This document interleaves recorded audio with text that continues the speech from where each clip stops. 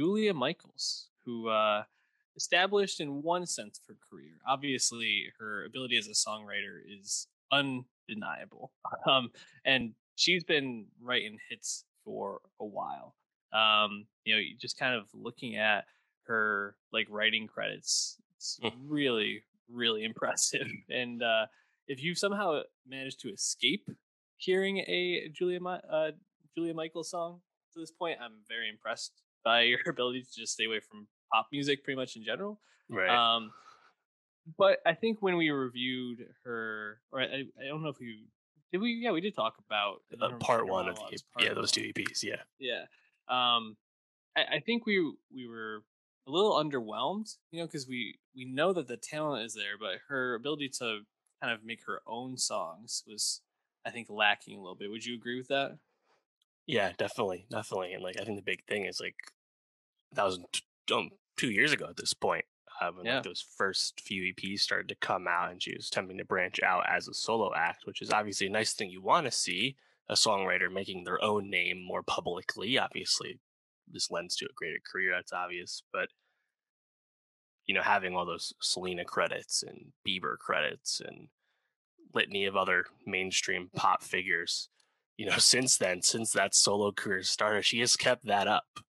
She Mhm.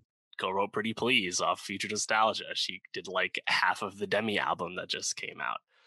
That song, "If the World Was Ending" by JP Sachs, was nominated for Song of the Year at the Grammys this year. So she's Yeah. still very much in demand, like mainstream songwriter, and it's obviously very successful still. But it was funny for me to like go in like knowing this is like her quote debut album in a certain sense, and as a solo act, and looking at Spotify and seeing that she has 20 million monthly listeners already. And then you think about it, it's like for the most part, it's like a lot of features and other Mhm. stuff. And obviously, we know "Issues" from a while back, which is a big song, billion streams. But like, I hadn't really noticed that so many of her other songs had made huge impressions. Like the song off the last 50 Shades album has 300 million streams. Heaven, news to Yeah. me.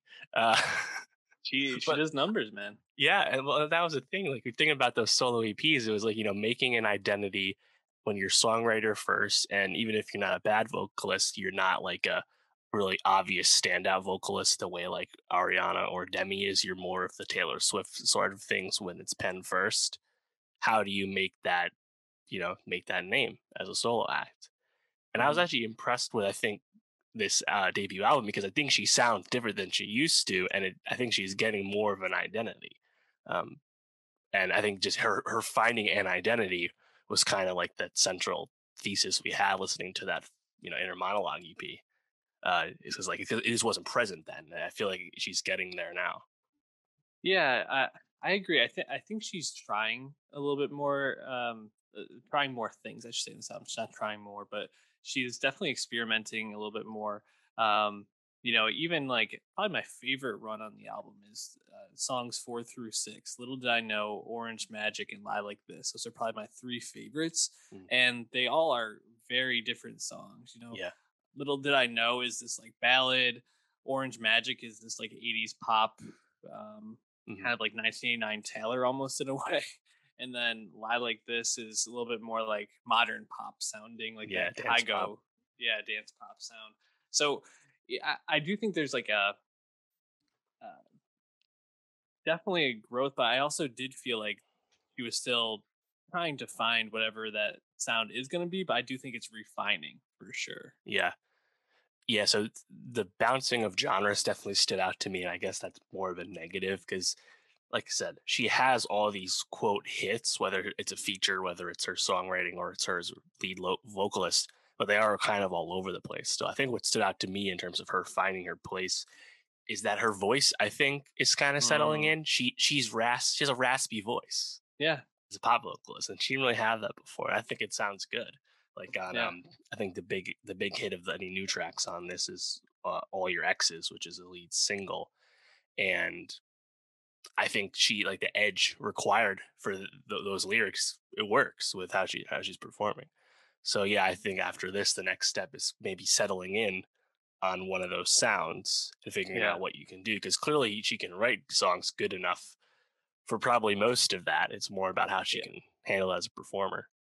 Yeah, I almost wonder if her like songwriting for so many people of so many different types of genres almost makes it hard for her to focus in a bit because she's like, well, I was working on this sound with Kygo and I had this idea for a song. She probably just has so many things that she's working on writing that she just has so much inspiration kind of coming in. Yeah. And I think as I'm like kind of going through this album, I think one of the other things that probably made it hard to find one central like sound to this is I don't know if there's like a theme to these songs. I mean, there's like the general like like heartbreak, um, you know, wanting someone back type things. Yeah.